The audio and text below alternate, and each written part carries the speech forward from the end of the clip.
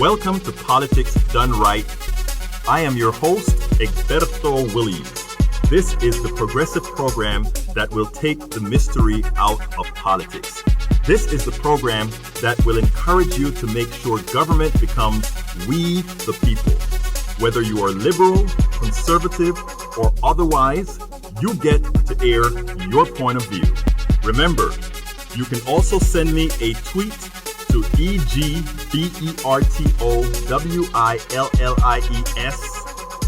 That is, at Egberto Williams. Let us engage. It is politics done right. 1, 2, 3. Well, folks, welcome to one more edition of Politics and Random. Egberto Williams, your host. Thank you so kindly for being a part of the show. We are going to have a great show for you today. You know how things go over here, right? First of all, I constantly tell you guys that are listeners, that are supporters, that are subscribers, that are donors, that this show belongs to you. I tell you that every single time, and I mean that. Now, you know I send out the newsletter 5 times a week or 6 times a week. Actually, the newsletters effective this week goes out after every show with stuff that we discuss on the show. I'm kind of imitating what Tom Hartman has done thus far, and I think it has worked well for him. So the best kind of flattery is to copy what somebody else is doing. So we'll be sending out the newsletters after the show so that we cover those things. But anyway, I send these newsletters out frequently, and a young man decided he saw the newsletter, and I don't think he was too thrilled with the newsletter that we sent him because he didn't think we covered things well enough, and henceforth he changed the whole path of the show that we were going to have today. Today we were going to continue on some discussions on some other issues. Well, you know what? I got that thing and I said, okay, he called me out. I'm going to call him out now. I told him, would you let me use the words that you gave to me in the blog of the week? He said, oh, sure. Will you come and appear on the show? Oh, sure. New show. Whose show is this? Your show. Anyhow, folks, title of the show today: White father of 2 black kids wants a better discussion than the Biden-type racism discussion we've been having. Subtitle: After receiving the PDR newsletter, the director of the Franciscan Action Network took us to task, I have a typo, on our limited addressing of racism when talking about Biden words. Racism is more than Biden discussion, he implies. So anyhow, the director of the Franciscan Action Network, Patrick Carrolan, I hope I said that right, contacted me soon after receiving our newsletter. You see, it was heavy on pointing out the racism of Joe Biden's statement. He thought that we were missing something, and he made it clear that it was not just Biden that we should be concerned about. Patrick has 2 black kids, and it wasn't until being a parent of these children that he lived systemic racism. So I tell you, this man has a lot to say, and I am not a church-going person. I know my brother here is a Franciscan Catholic, all that good stuff. But I tell you what, sometimes you're inspired and you really have to sit down and wonder, there's a hell of a lot more out there that you don't know. So without further ado, my new friend, El Señor Patrick Carolan, thank you for being here. How are you doing, my friend? I'm doing great. Thank you for having me. Well, actually, I could not have not done this, especially after receiving your note, my friend. Especially after receiving your note. Anyhow, let's get started this way. Call me out on what you read, what I did with the different blogs that I put out on Joe Biden. So I think it's important to understand that, and I'm not disputing what you said about Joe Biden, but if you're gonna call out Joe Biden, you have to call out everyone.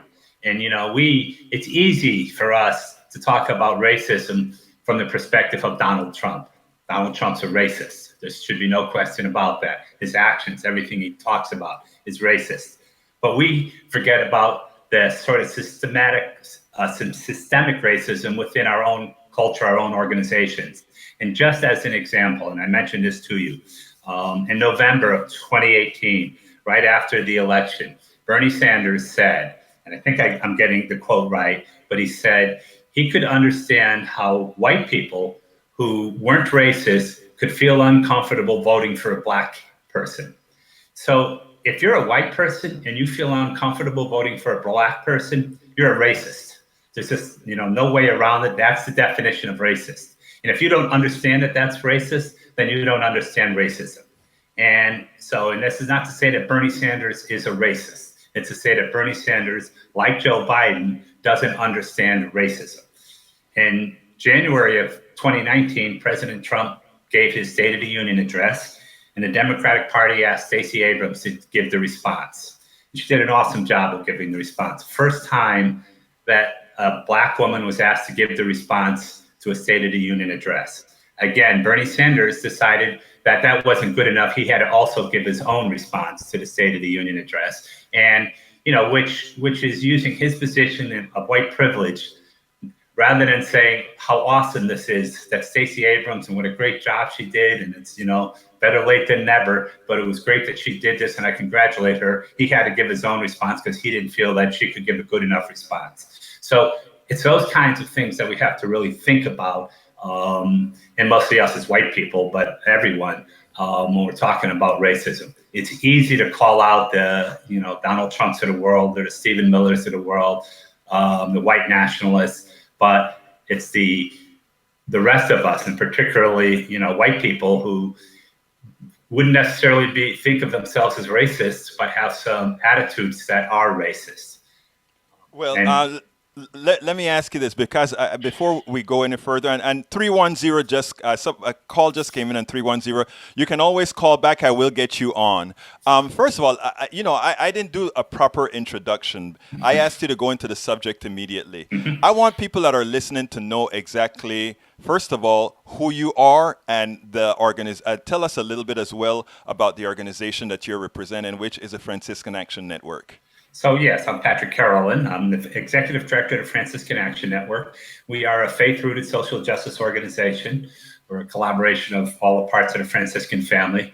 There are a lot of Franciscans, or a lot of different Franciscans, including there's whole orders of Episcopalian Franciscans, there's orders of Lutheran Franciscans, ecumenical Franciscans, in addition to all of the Catholic Franciscans.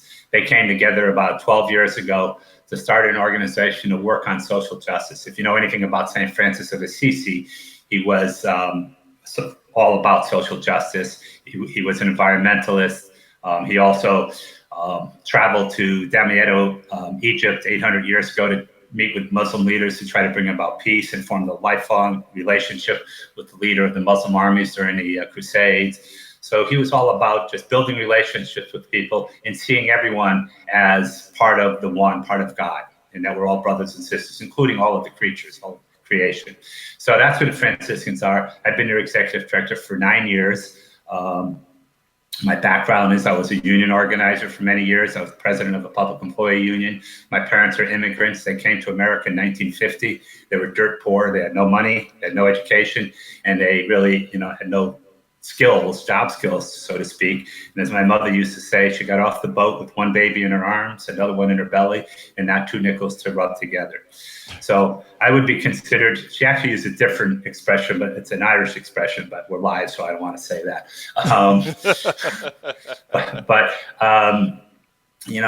I'm the example, and my brothers and my sister were all examples of, would be considered examples of a white success story. We grew up poor. 3 of my brothers have PhDs now. We all were very successful. So, we'd be, the success story of America.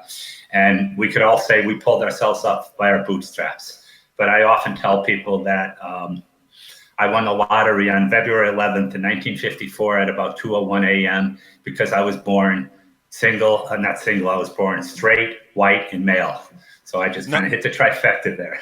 It is funny because a lot of men, specifically white men, and some women that I've been hearing on TV have been looking at that statement that you've just made as somehow America is in a state right now that's attacking white men. Why don't you speak a little bit to that? So it's not attacking white men.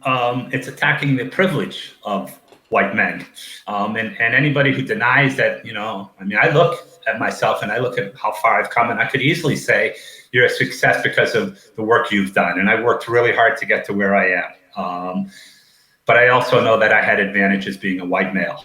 And, I realized that. And I realized it really through years later when my wife and I became foster parents.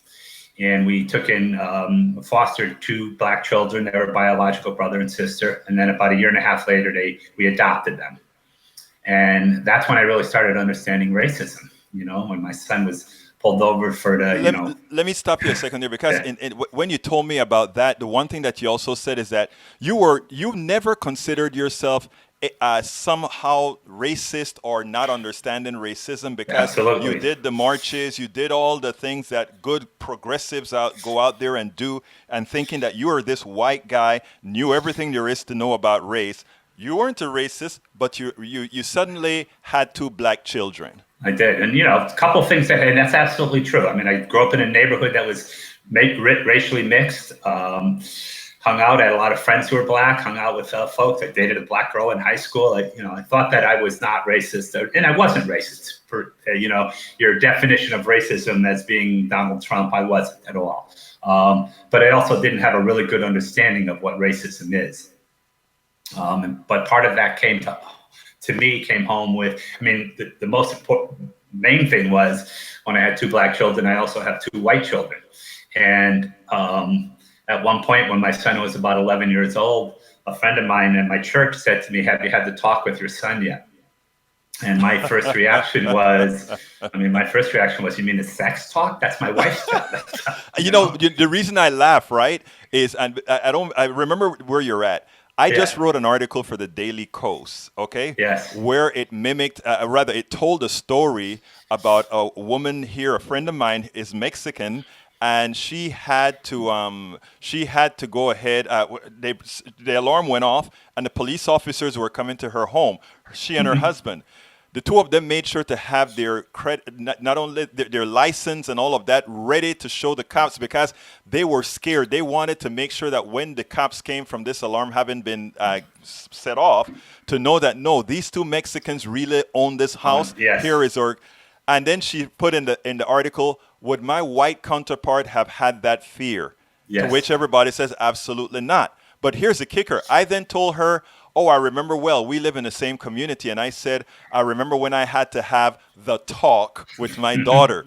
And she wrote back and she said, that talk was so difficult because they kind of lived here in a bubble thinking everything was just okay. Continue, my friend. Yeah. And for me, it was, I had heard the expression the talk, but I really didn't have an understanding of, what it was really. And my friend explained to me what I had to do, what kind of talk I had to, and I did. I had to talk with my children. But then I really started to think, why don't I have to have this talk with my 2 white children, just my 2 Black children? Right. My son was pulled over regularly for driving while Black. He got pulled over one time when he was 16, and he had borrowed my car. It was a brand new car. He was working at the mall, and he was coming home about 10 o'clock at night. Police pulled him over. I got a phone call saying, "Mr. Carolan, I think your car's been stolen." And I said, "No, I don't think so." And then they said, "Could you come down to the police station to identify?" And I said, "Well, you told me my car's stolen. How am I going to get down there?" But I asked him to describe who was driving the car. And when they told me, I said, "Well, that's my son. Did you not look at the name on the registration and name on, So I realized then that this is what's going on. My son, and my son wasn't perfect. He, got in lots of trouble, as lots of kids do. I did when I was young. I still do, by the way. I do civil disobedience a lot. So Well, you're an activist, so that's okay. You're right. I got arrested 5 times last year. So, I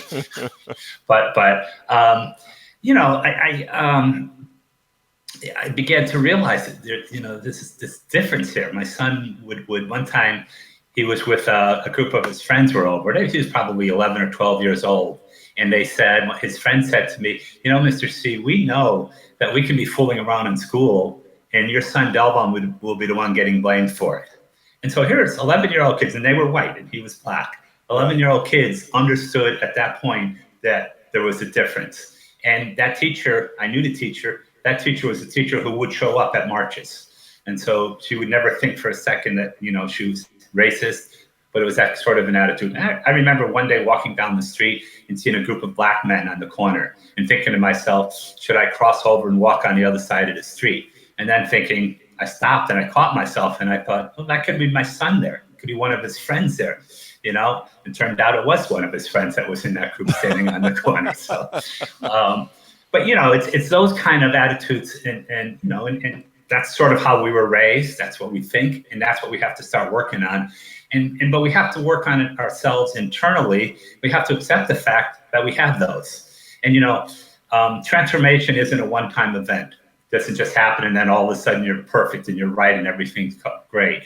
Because a couple of weeks ago I was in a meeting, and I have a good friend that I work closely with. She works for another organization. She's a Black woman, and we were both in this meeting together. And after the meeting, she came out and she said to me, "This person, we'll call him John." She said, "You have to talk to John." And I said, "Talk to him about what?" And she said, some of his comments, I found them I didn't think they were appropriate. And I was thinking back, and I said to her, "I didn't think there's anything wrong with his comments."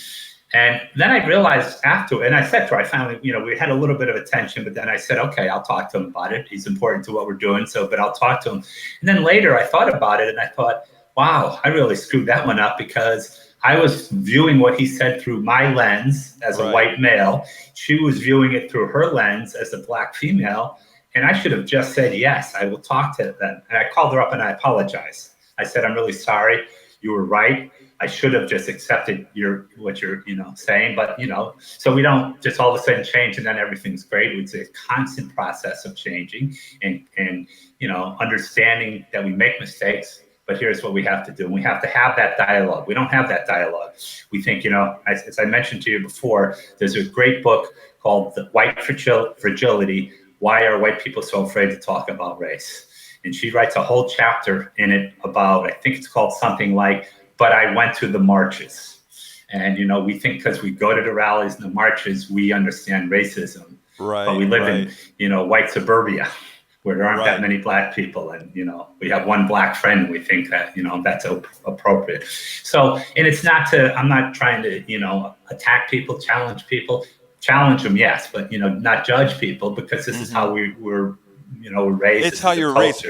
I mean, let me say, not to interrupt you, but I want to, I use myself as an example, right? Because here we're talking about race and there's some differences, but I went through those same steps when it came to my homophobia. I'm from Central America, Panama. So I am Black, I'm Latino, and I'm Caribbean. I have all the X's that says I have the maximal range of homophobia possible. And that's how I came to the country. I am one of the biggest supporters of gay rights right now. And that transformation, what I call is, people talk about, you only know your transformation is complete when you see the absolute max part of the issue, right? Like two guys kissing, two guys hugging, and you're doing these.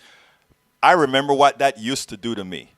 Now it's like, it is norm. You see what I'm saying? And that is how I knew I broke my cycle. But the thing about it is, the reason people give me a hard time for being less judgmental than they are, or give me a hard time for engaging people, even no matter how racist they are. And my contention is, you don't preach to the choir. And not only that, if I could change the way I know I was, it opens me to understand that many other people can change as well. Well, and the other part of that is in my priest up at my church in Connecticut, when I lived in Connecticut, used to get up at the end of Mass and he would say, "I hope I've made you feel uncomfortable. Because if I haven't made you feel uncomfortable, I'm not doing my job." Because we never change, we never transform when we're in our comfort zone. So we have to be able to challenge people, but we have to do it in a way that's open, caring, and loving, so that we're not alienating people also. And I think that is a sweet spot, right? The sweet spot is how the normal thing that people do is they immediately get on the defensive. And when somebody's on the defensive, they are looking for an answer. They're not listening to what you're saying. They are already processing an answer to defend themselves, as opposed to when they know you're having a dialogue. It's not going to be, "Oh, I have to find an answer to Patrick, or I have to find an answer to Egberto." I can go ahead and be open. And I'll give you an example of that. And I'm not trying to pick on Bernie Sanders, because I like a lot of Bernie Actually, you're politics. picking on my guy. I was a Bernie Sanders delegate. So you see how important you can see how important the article that you wrote or the blog, the post that you sent to me was to me, because You're coming on to a show that really likes Bernie Sanders and hitting my Yeah. brother. Well, and I mean, I like a lot of Bernie's policies. I think, and I there's no way, I don't want anyone to misconstrue what I'm saying, that I'm suggesting that Bernie Sanders is a racist at all.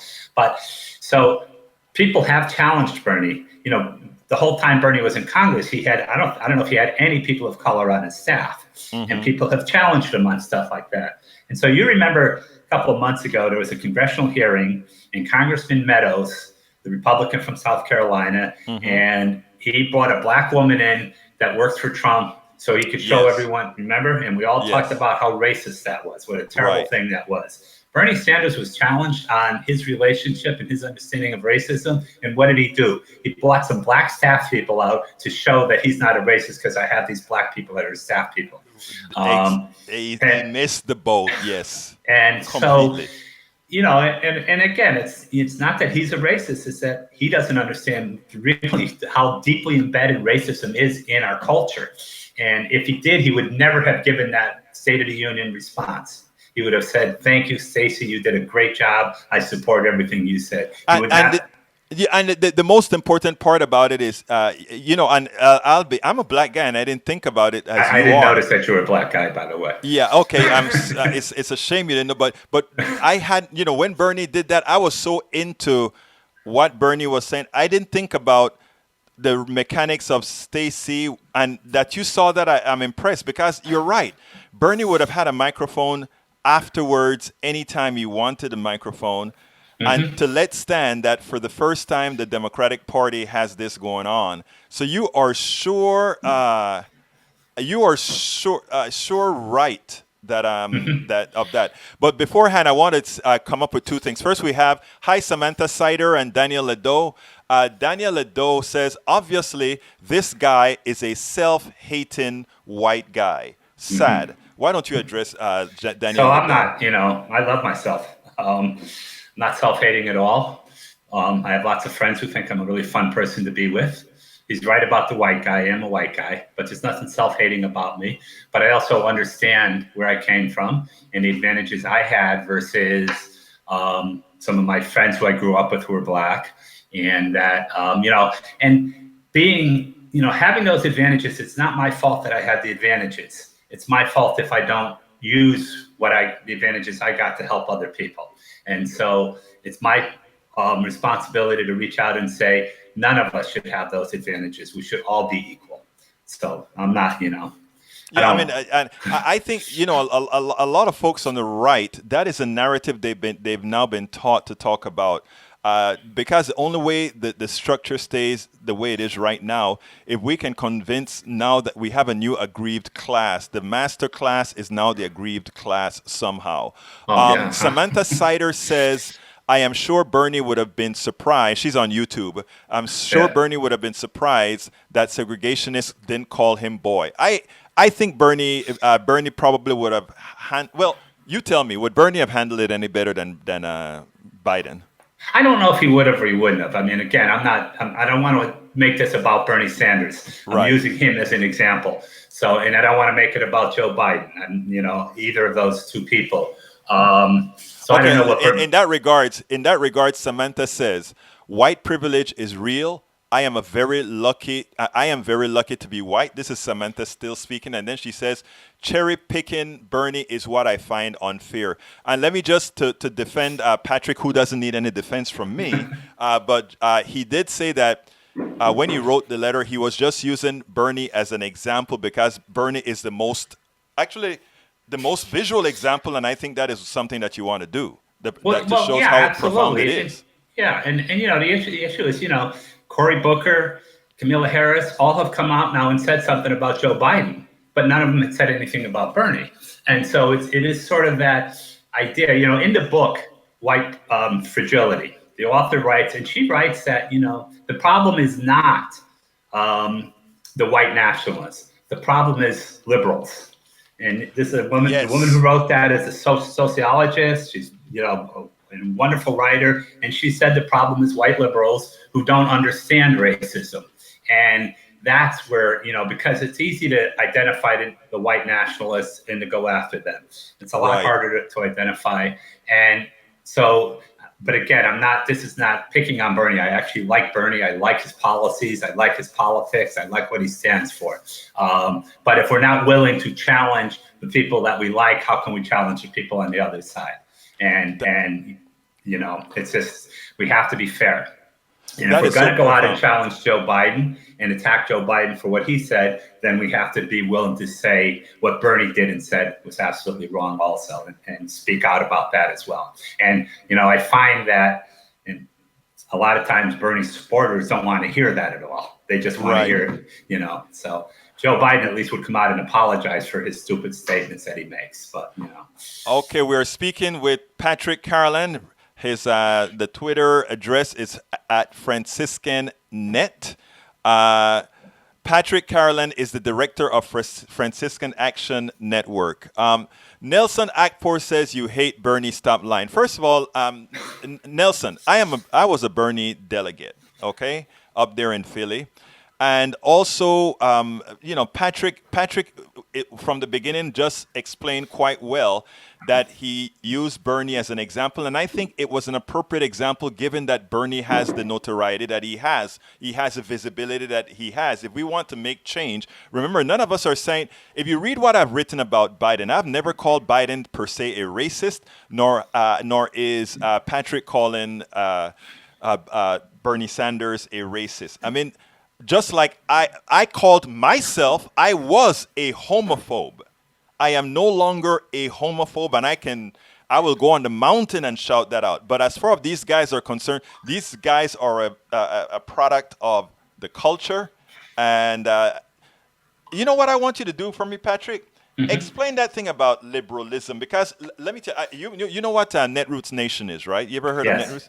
I go to Netroots Nation every year, and in fact, I'm going to be here at Netroots Nation in Philly in a couple of weeks with Politics Done Right. We have a table on Radio Row. And for those of you who are listening, our GoFundMe still needs some more support to get some equipment to go out there, folks. So please don't forget that. But anyhow, Patrick, so we're going to be out there.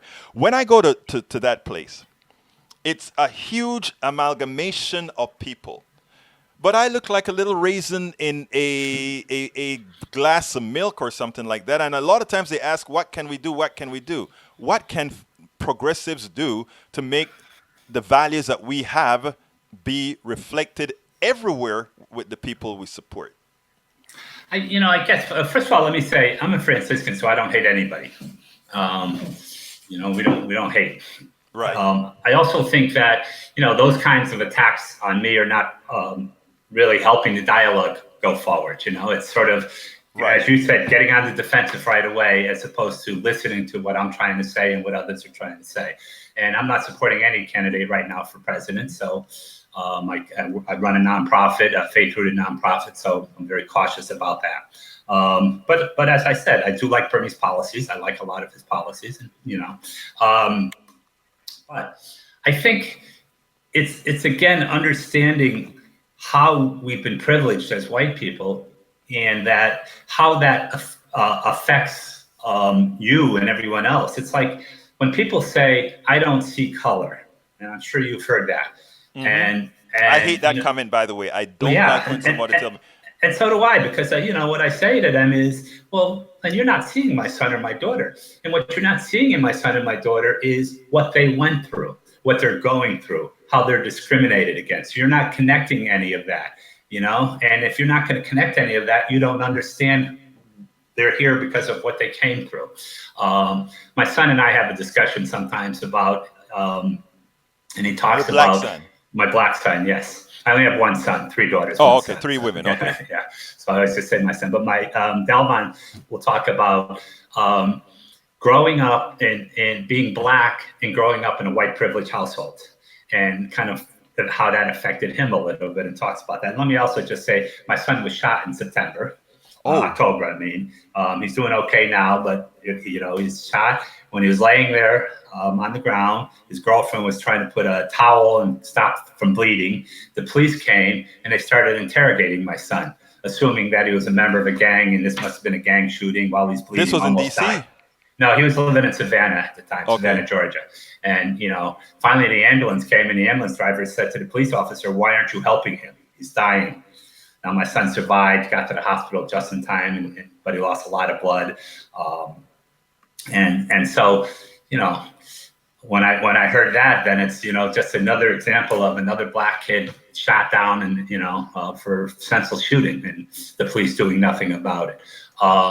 If you don't really, you could talk about things like that, and then you got to talk about gun control, and you can talk about that from the head.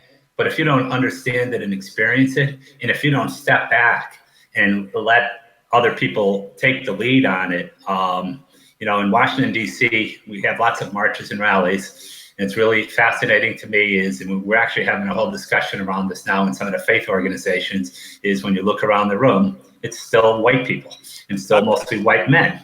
And that's what happens to all these conferences that I go to, and we try. I bring that subject up every time that I'm there. I'm usually one or two or three black people there, and I would stand up and tell them when it's time for me to speak.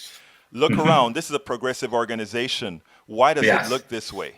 Yeah, and I think I mentioned to you I was invited to give the closing reflection at Reverend Barber's Moral Congress. And, and I knew I didn't really have to ask this question, but my first question, when the person asked me if I would give that, I said, "I'm assuming you've asked a number of people of color and young women to also play a key role in this, because if not, then give my spot up to one of them." And they said, actually, what the woman said is, "No, we've got that covered. What we realize is we don't have an old white male there to speak, so we need it that." So you fit the old white male I'm kind the of old guy. white guy. Yeah. But I do give my spot up a lot to speak and to, be in the front line of marches and rallies, because, I've been doing this for a long time. I've been at this for a long time, and it's time for the younger generation to step in and take the lead on it. And it's time for younger people of color, particularly women, to be up front, not me. I'm happy to be behind the scenes. I'm happy to mentor. I'm happy to help. And I'm also happy. I also understand that I need to listen. I can't go into your community and say, "Here's how you have to do things." I can go into your community and say, "Tell me what I can do to help you, and I'll help you." I want to listen to what you have to say and what you want to do. And that's the difference, I think, between people who think that I'm going to help you overcome racism. And I've had this expression, people have said this, "We have to help black people overcome racism." And I say, racism isn't a black person problem, it's a white person problem. We can ask them to help us overcome racism, but we have to look at it from that perspective first, that it's our issue. And, overcoming racism for white people is freeing. It means we're no longer have the responsibility of trying to be, better than anyone else. We're equals. We're brothers and sisters now. And so thank you for helping me be free. I am so glad that you sent me that note, because I think this, especially now that we're doing a lot of talking about Biden, and including the position that I took. I mean, I take homage to this. I mean, not only that, the call out that I got from you is very respected, because I fell into the same trap of not expanding the whole thing and just keeping a tunnel vision on what we're doing.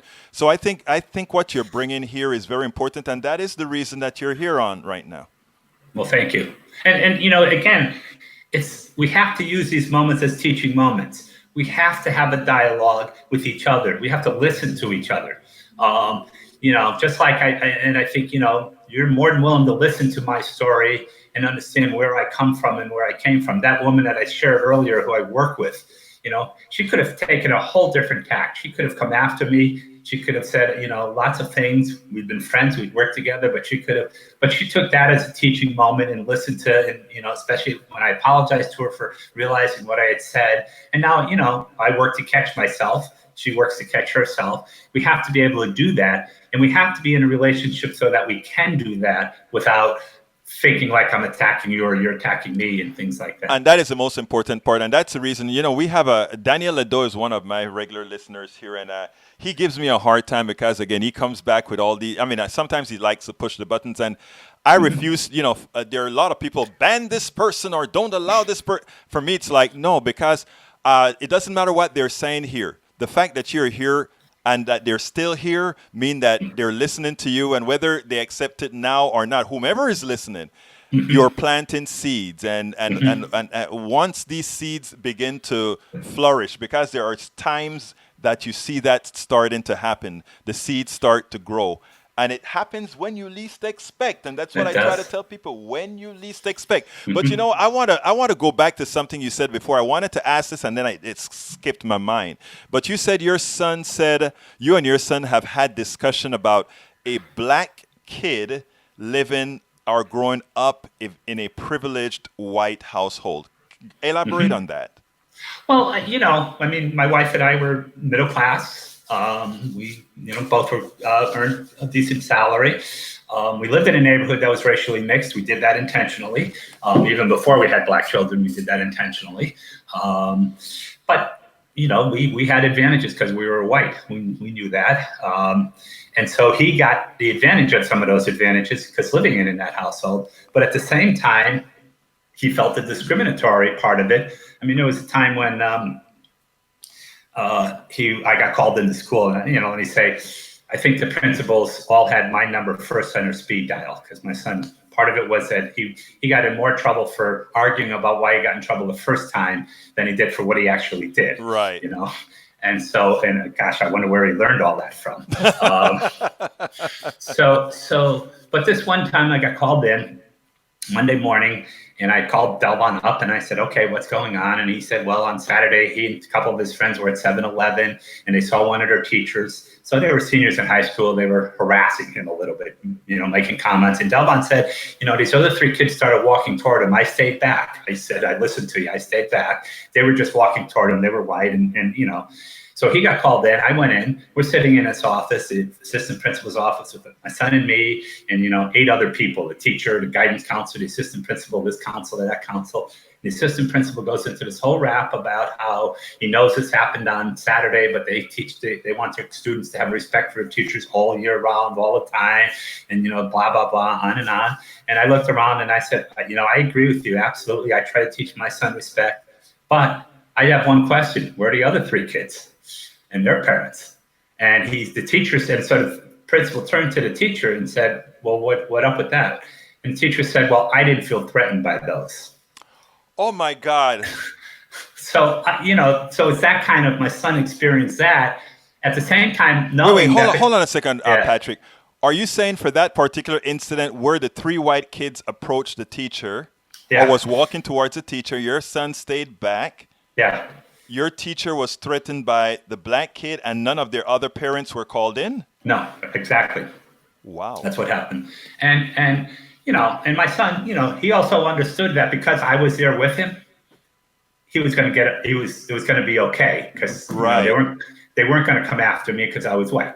And I challenged. I said, so this is fine. Let's start talking about racism. And the assistant principal said, well, you're not suggesting this is racist, are you? I said, I'm not suggesting anything. I'm straight out saying it's racist, and you need to deal with that issue. He got that part of it, that because I was there, he got a little bit of an advantage of white privilege. Right, so that was another white privilege advantage for this black kid of yours. Yes, but at the same time, he experienced he's the one that gets singled out because he's black. That is, and the thing about it, Patrick, is only you can tell that story. When I say you, I mean more white men, white women have to be telling this story to white people. Yes. Because what happens is, when I tell that part of the story, when I look for my blog at Daily Coast when we're done here, it's I forgot what I named it, but it has the word race in it, but it just scanned my name on Daily Coast and it was tops yesterday, but it is so. When we tell the story, when my Mexican friend tells the story, when I told the story about being pulled over by a cop and being so damn scared and was so surprised at the treatment that I got for him that I wrote about it, and after that post went viral, the officer got a commendation for, we shouldn't have to do that. No. Yeah, and you shouldn't, no. And I remember I mentioned about doing civil disobedience, and this one time it was on immigration. That's one of the issues we work on. And there was a whole group of us, we were sitting down in front of the White House and praying. We always tell people we get arrested for praying. And there was a few people with us who were undocumented. And, we said, don't do this. But they said they wanted it. They were dream students, dreamers. So they wanted to be there and they wanted to do this. And so we all decided not to bring our identifications with us, because if we had brought our identifications with us, we would have been immediately separated from the dreamers. And then we probably would have been out in 2 hours and they would have been there. So we didn't bring our identifications with us so that they couldn't separate us. We finally, it took them about 8 hours, but they finally let us go, paid a fine and let us go.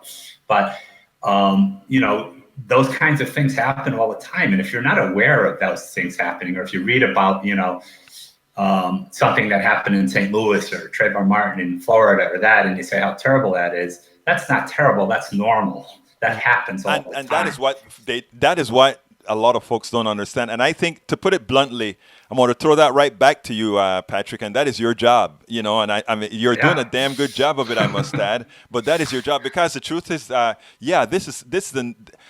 when we hear about it when it gets completely out of hand. We don't hear about it when it's just, I'm treated terribly, but Danielle Ledo is not treated terribly. That is, it is not her, like I told her, I'm a mechanical engineer, a business owner, a software company owner, all those good things. And I go into a store today. I go into a store and I'm still followed. Doesn't matter how I'm dressed. Oh, absolutely. I'm still followed. Right. Yeah. And every now and then I kind of, I ignore it. But every now and then I'll turn around and say, why don't you realize by following me, you're actually allowing others to rip you off clean? And they'll turn around and I'll say, did you see what that other person I'll play with them that way. But, there are two ways to handle it, right? You can explode, nobody listens to you, or you can do what we are doing right here. And that is to handle it in a methodical manner. Go ahead. But you're absolutely right when you say that's, my responsibility. That's part of what I was talking about earlier. As a person who, understands that, I have the advantage of white privilege, it's my responsibility then to, take that and use that for good. Being a millionaire is not a bad thing. Not that I'm a millionaire, but being a billionaire is not a bad thing. It's a bad thing if you hoard your money. But if you take your money and use it for good, for the common good, then it's not a bad thing. Being a white male is absolutely not a bad thing. I'm proud to be a white male. It's who I am. I'm proud to be Irish. It's who I am. But if I take that and use that to hurt others or to discriminate others or not to bring about change, then yes, it's a bad thing. And that's what we have to be thinking about. Exactly right. All of us, every one of us has a little bit of prejudice within us. You talked about your homophobia. I have some still. We have to understand that and work to deal with that, accept it, deal with it, change from it, and grow from it. Absolutely. As a host, as a radio host, a program host, a media host, what I try to do a lot of times for credibility's sake, and not only that, to do exactly some of the stuff that you're talking about, try to put people not on the defensive, but I try to put out some of my own negatives that I've overcome to let folks understand that I am not attacking you. I'm saying I understand how a society has impacted people. I understand how culture has impacted people. And there are just times that we have to supersede those. And you can supersede those. And how do I know you can supersede those? Because I have. Yeah.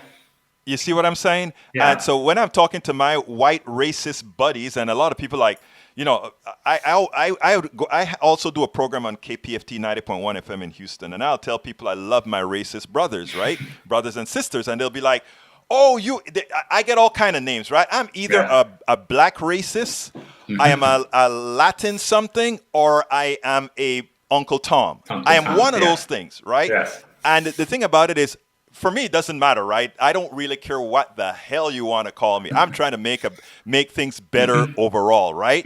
So I don't care what anybody calls me. So my thing is, I want, people say, okay, why don't you just, you're talking to these. I want to talk to my racist brothers and sisters because interestingly, I can sit down and they will have a great conversation with me, and to make themselves feel better, they will try to say, but you are not like them. Them. And then Oh, yes. I change the argument about, and I say, no, I am them.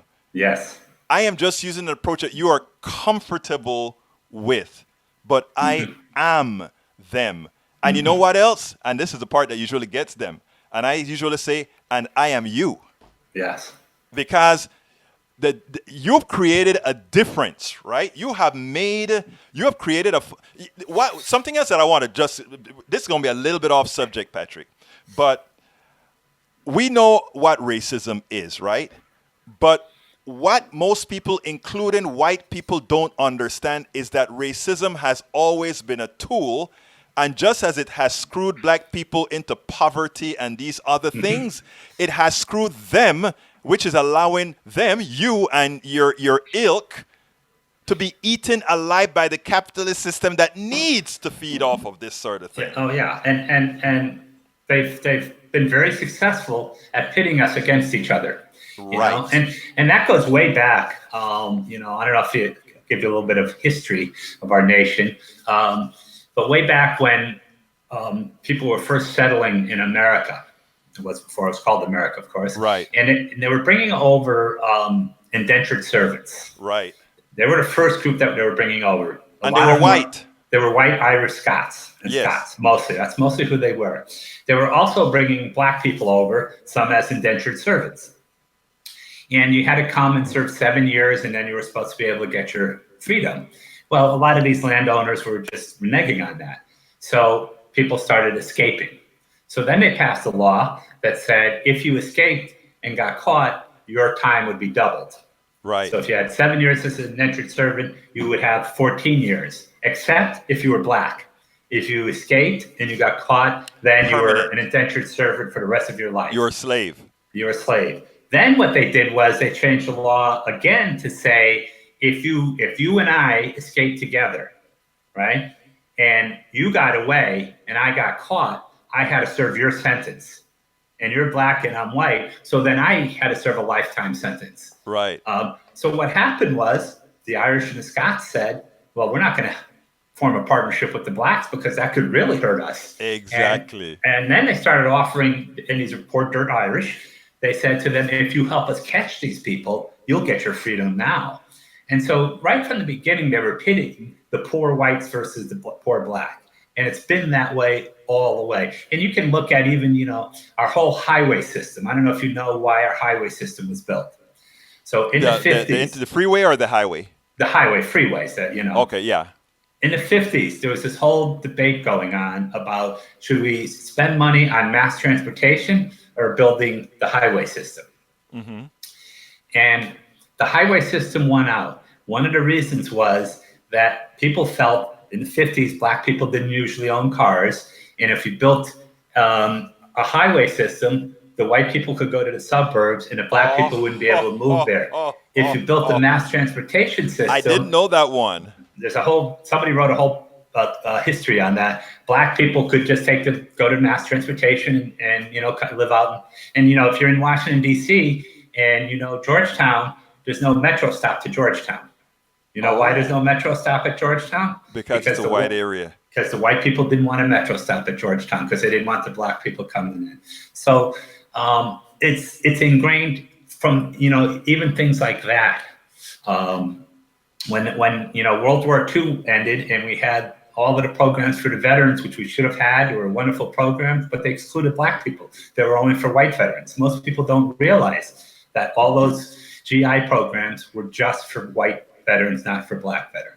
And score me up here, Patrick. Isn't that some of the case with Social Security under Franklin Roosevelt as well?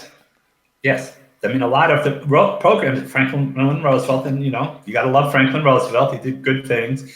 But a lot of the programs that he put in place were exclusively for white people. Right, and a lot of people don't realize that. And even in today's world, right, when certain people are saying, "Oh, we need to support this particular Democrat," and wait a while. I did a blog post the other day, or I don't remember if it was a blog post or a vlog post, where I said we have to stop asking other people to wait. When Obama came into office, we asked the Latinos to wait for the program so that we could take care of something that took care of everybody else. Yeah. We constantly ask people to wait. For reparations, we're saying wait. Yeah. Wait. Well, everything you must wait. Well, I mean, that happened in 2016 when Bernie Sanders was running. And, you know, there were a lot of people who were trying to push Elizabeth Warren to run. And people were saying to Elizabeth Warren, no, you have to wait. In 8 years, we'll elect a woman president, but you have to wait because Bernie has to run now. And, you know, so and again, I'm not picking on Bernie, but, you know. Right. Look here, Elizabeth Warren has taken traction. And like I said, I am open now. As a Bernie supporter, even now, I am open to Elizabeth Warren. The truth of the matter is honestly speaking, deep in the heart, I am partial to a woman for this year. Yeah, I am too. And that's just the truth of it. But we're coming to the end of our time, El Señor Patrick Carrolan. We're speaking to Patrick Carolan. Patrick Carrolan is the director of the Franciscan Action Network. I learned a lot from this guy. He called me out for the blogs that I put out this week. And for calling me out, I asked him to come on the show. And let me tell you something, guys. Like I tell you guys all the time, it is your show. So, I mean, you can call, if you call me out and it's a worthwhile call out, you're going to be exactly where Patrick is. Because I tell you what, you know how I feel. It's not about being right or wrong. It's about giving you guys what we need to be, what we need and must do. I mean, and look, Patrick, so let me give me a closing word and then. Let me challenge you on one other thing then, since you made that offer. Yes. I'm part of a whole group of progressive faith leaders. Yes. Right? That work together on social justice issues. Yes. We get no media attention. Absolutely none. You know, MSNBC and CNN in 2016 had people like Tony Perkins and Falwell and those folks on all the time.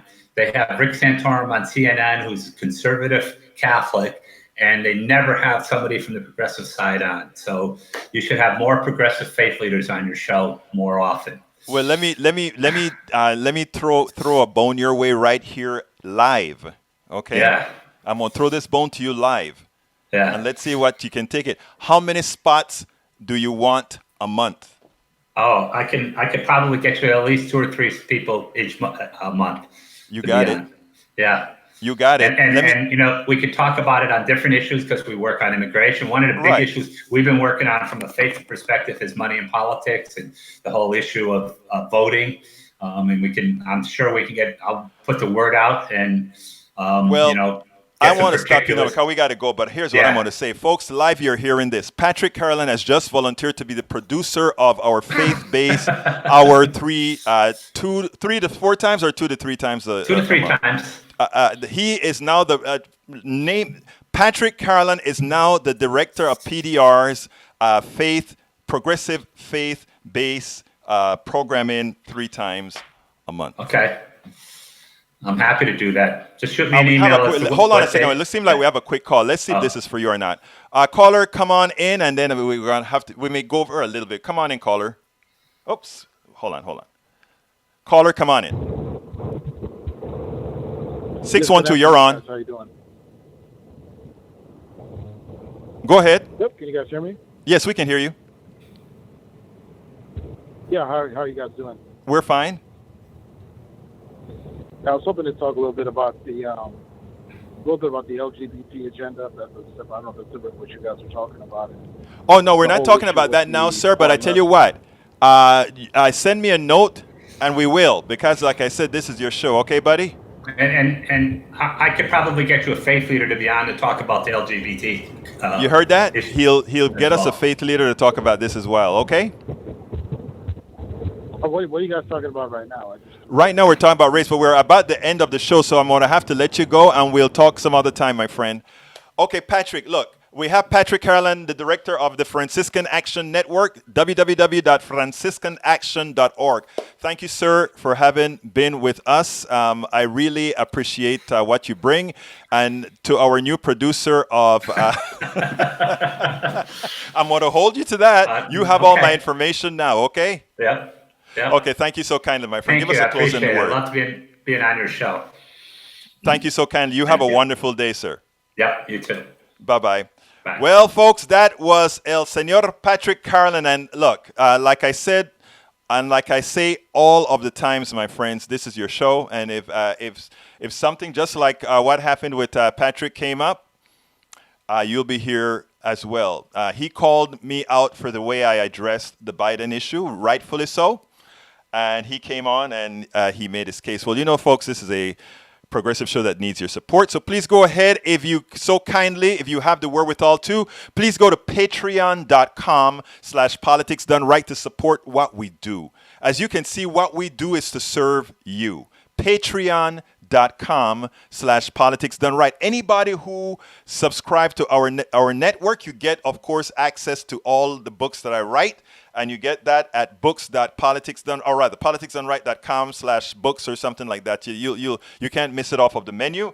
And not only do you get to read all our books online, but you can take advantage of a lot of other things. By the way, you can also go to store.politicsdoneright.com. You have the cups. Whoops, where is it? We have the cups now that you can get at store.politicsdoneright.com. You can get the stickers at stores.politicsdoneright.com. You can get the t-shirts. You can get the covers for your cell phones, the whole works. Please do all of this to support what we're doing. We also have a GoFundMe going there, so please do a search on GoFundMe.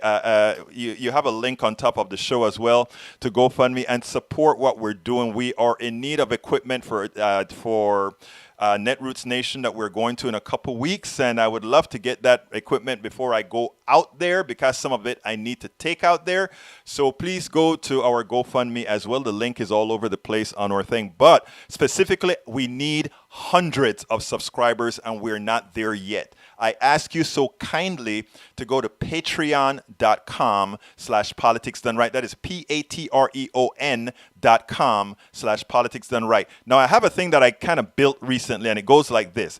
All the different ways that you can support us. You can subscribe at patreon.com/politics done right. You can donate at politicsdoneright.com/donate, or you can shop at store.politics done right. And of course, you can go ahead and please support our GoFundMe. Look, this is hard work. Like I tell everybody, yes, it's an altruistic doing. I gave up my software company to be a complete and full-time political activist because I have a daughter, because you have a daughter, because you have sons, because we have young people that we need to start supporting.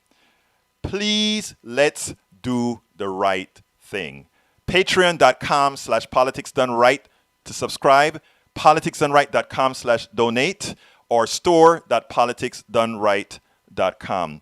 We would appreciate absolutely anything that you can give, anything that you can provide as support, because we need to get the job done. As you can see, the type of folks that we bring on. Today was an impromptu show because I got called out on my newsletter.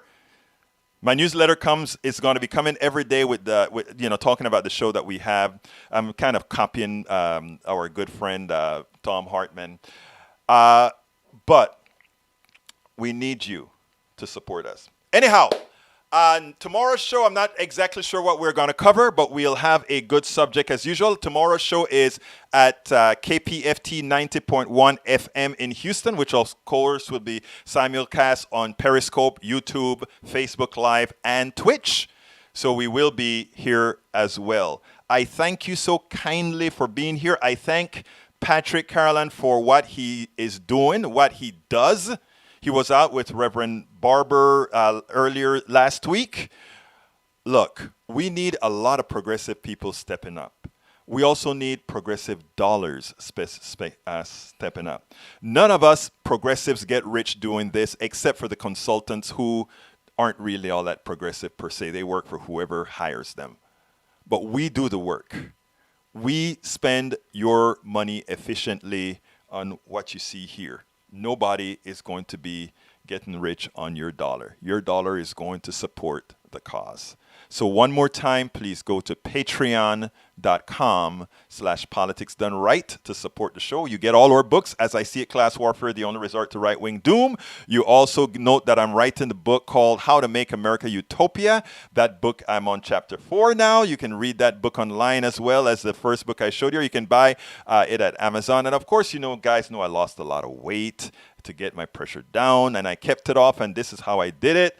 Lose weight and be fit now. What is he selling a book like that on a political show? Well, I'm doing this because we also have to worry about health, my brothers and my sisters. Thank you so kindly. These are all the ways that you can help us right there. Patreon.com/politicsdoneright, politicsdoneright.com/donate, or store.politicsdoneright.com. This is Politics Done Right.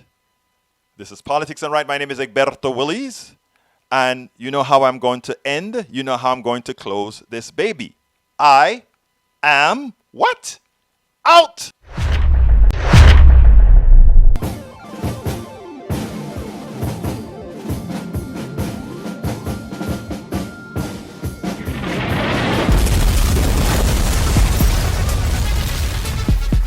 Welcome to Politics Done Right.